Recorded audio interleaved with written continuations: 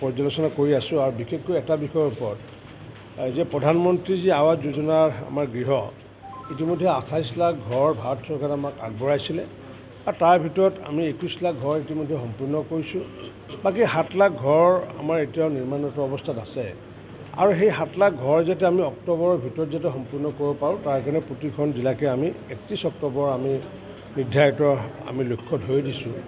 আৰু এই নিৰ্ধাৰিত লক্ষ্য ধৰি দিয়াৰ মূল কাৰণটো হৈছে এইটোৱে, যিহেতু আমি ঘোষণা কৰা আছিলে মাননীয় প্ৰধানমন্ত্ৰী বা মুখ্যমন্ত্ৰী ডাঙৰীয়াই কোৱা আছিলে বা ময়ো নিজে কৈছিলোঁ বিভাগৰ মন্ত্ৰী হিচাপে, যিসকলৰ প্ৰকৃততে কেঁচা ঘৰ আছে সেইসকলকো আমি ঘৰ দিম বুলি কৈছিলোঁ।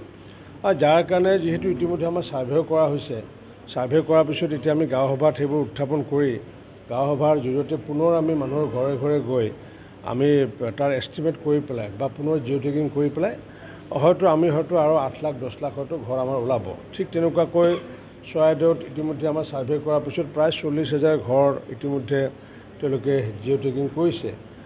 কিন্তু এই 40,000 ঘৰে হওক বা 30,000 ঘৰ যদি আমি দিবলগীয়া হয় তেতিয়া আমি ভাৰত চৰকাৰৰ পৰা আনিব লাগিব আৰু ভাৰত চৰকাৰৰ পৰা যদি আনিম বা খুজিবলৈ যোৱাৰ প্ৰাক মুহূৰ্তত আমি ঘৰখিনি আমি সম্পূৰ্ণ দেখাব লাগিব। আৰু যেতিয়ালৈ আমাৰ ঘৰ এই 7 লাখ ঘৰ সম্পূৰ্ণ নহয় তেতিয়াহ'লে আমি ভাৰত চৰকাৰৰ ওচৰত গৈ পেলাই আমি দাবী দিব নোৱাৰিম। যাৰ কাৰণে নেকি যে আমি অক্টোবৰ মাহত যাতে 28 লাখ ঘৰ যাতে সম্পূৰ্ণ কৰিব পাৰোঁ তাৰ কাৰণে আমি নিৰলসভাৱে প্ৰতিটো আমি ব্লকতে হওক বা জিলাতে গৈ পেলাই পৰ্যালোচনা কৰি আছোঁ। আমাৰ ইয়াৰ অভাৰঅল পাৰফৰ্মেঞ্চ আমাৰ চৰাইদেউ জিলাৰ ভাল। আমাৰ MGNৰেগাৰ ক্ষেত্ৰতে হওক বা 15 ফাইনেন্সৰ ক্ষেত্ৰতে হওক পাৰফৰ্মেঞ্চ কৰি ভালে।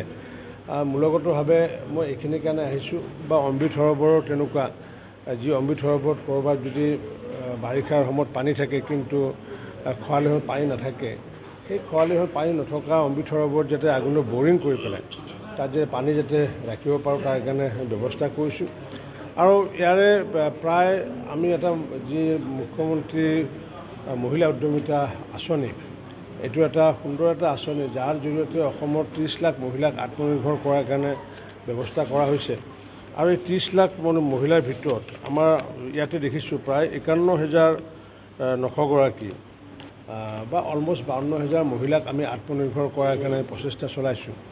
আৰু এইটো প্ৰচেষ্টা এনেকুৱা যে তেওঁলোকক যদি আমি বছৰেকত যদি 1 লাখ অৰ্থাৎ মাহেকত যদি 8,000 টকা যদি ইনকাম কৰে তেতিয়াহ'লে আল্টিমেটলি তেওঁলোকে আমাৰ 30 লাখ মহিলাই তেনেকুৱাকৈ 1 লাখ টকা ইনকাম কৰিলে 30,000 কোটি টকা ইনকাম কৰিব পাৰিব।